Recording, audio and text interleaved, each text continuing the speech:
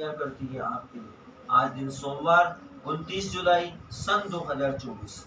हमारा आज का आरंभिक वचन प्रेरितों की काम की पुस्तक अध्याय 2 वचन संख्या 38। वचन में लिखा है, पतरस ने उससे कहा मन फिराओ। पतरस ने उनसे कहा मन फिराओ और तुम में से हरेक अपने अपने पापों की क्षमा के लिए यीशु के नाम में बपतिस्मा ले, तो तुम पवित्र आत्मा का दान पाओगे। दो चीजें हैं, मन फिराओ और पश्चाताप करो, तो तुम पवित्र आत्मा का दान पाओगे। यह बहुत महत्वपूर्ण है कि प्रत्येक व्यक्ति पवित्र आत्मा का दान पाए, प्रत्येक व्यक्ति पवित्र आत्मा की कृपा पाए, प्रत्येक व्यक्ति पवित्र आत्मा की उपस्थिति को अपने जीवन में स्वीकार करे, महसूस करे, ग्रहण करे अपने जीवन में।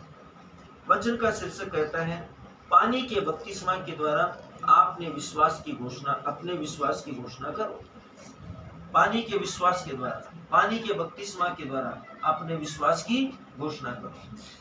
संत मार्कुस अध्याय 16 वचन 15 और 16 में प्रभु यीशु ने अपने चेलों को एक शक्तिशाली आदेश दिया।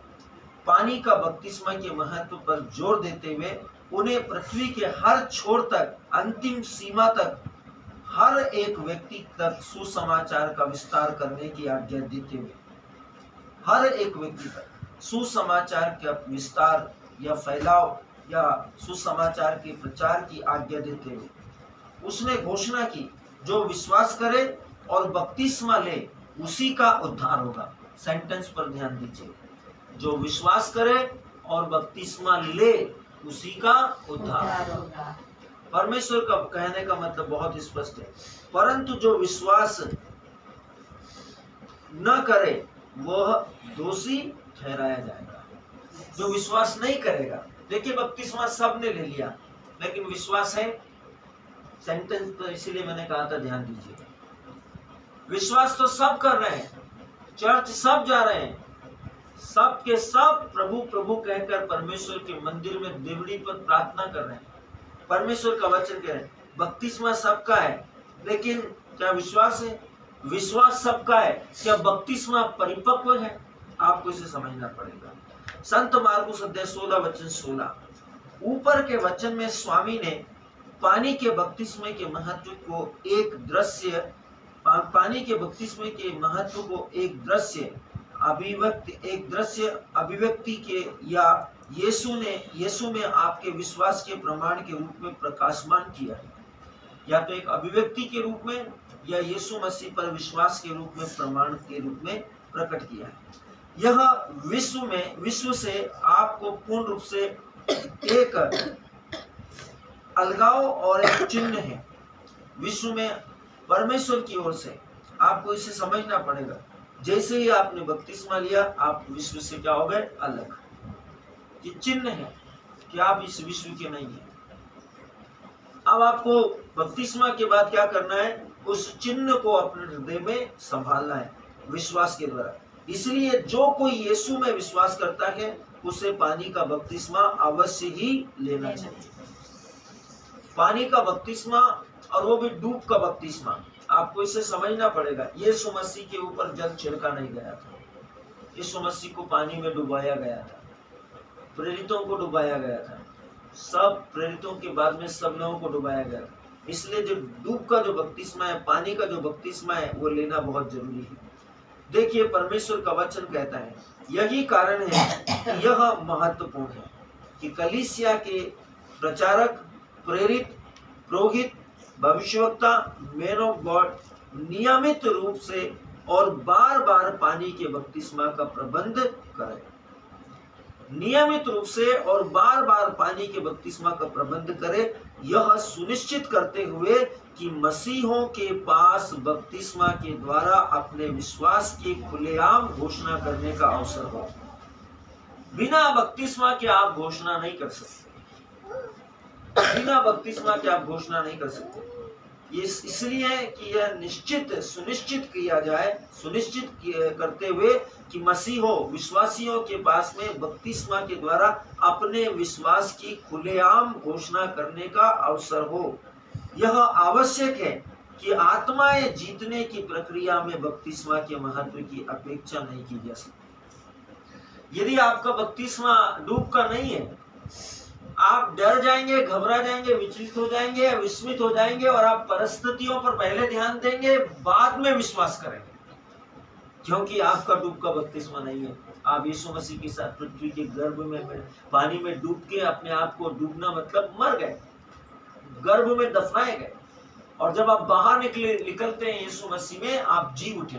तो आप जी उठे हैं तो नया प्राणी, पुराना जो डर का, घबराहट का जो आत्मा था, जीवन था, स्वभाव था, वो सब दफन हो गया, यीशु के साथ क्रूस पर चला गया। जब आप बाहर निकले तो यीशु को, उसी का आत्मा जिसने यीशु को मृतकों में से जिलाया, आपके अंदर आ जाता है, पवित्र आत्मा, और आप पवित्र आत्मा के साथ रिजरेक्शन में आ जाते हैं, पुनरुत्थान में आ जाते हैं, और आपके पास में आप महिमा की देखेंगे। आपको डर नहीं है, आपका विश्वास परिपक्व है, आपका विश्वास सक्षम है, आप पहाड़ों को हिलाने की सामर्थ्य या कुव्वत रखते हैं। परमेश्वर सर्वशक्तिमान का वचन आपको इसके लिए बहुत आत्मिक रूप से उत्साहित करता है। आत्माओं को जीतने में और आत्माओं को जीतने की प्रक्रिया में बपतिस्मा के महत्व की अपेक्षा नहीं की जा सकती, उपेक्षा नहीं की जाती, क्योंकि बपतिस्मा आरंभिक चेलों के बीच में एक महत्वपूर्ण काम हुआ करता था। आरंभिक चेलों के बीच में एक महत्वपूर्ण काम हुआ करता था। प्रेरितों के काम अध्याय 2 वचन संख्या 38, प्रेरितों के काम अध्याय 8 वचन संख्या 12, प्रेरितों के काम अध्याय 10 वचन संख्या 47 से 48। परमेश्वर का वचन कहता है, कुछ लोग विश्वास करते हैं कि जब आप लोगों पर पानी छिड़कते हैं तो वह बपतिस्मा है, लेकिन यह नहीं है। सिर पर पानी डाला जाता है जैसे हमारे चर्च में होता है।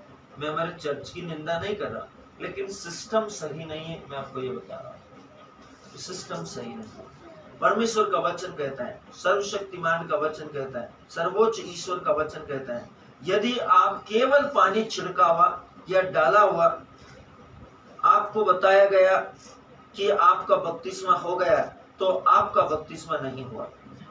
बपतिस्मा दिए जाने का अर्थ है डूबना। यह ग्रीक शब्द है बैप्टिजो। यह बैप्टिजो से लिया गया है, जिसका अर्थ है डुबाना, किसी वस्तु में पूरी तरह से डूबना।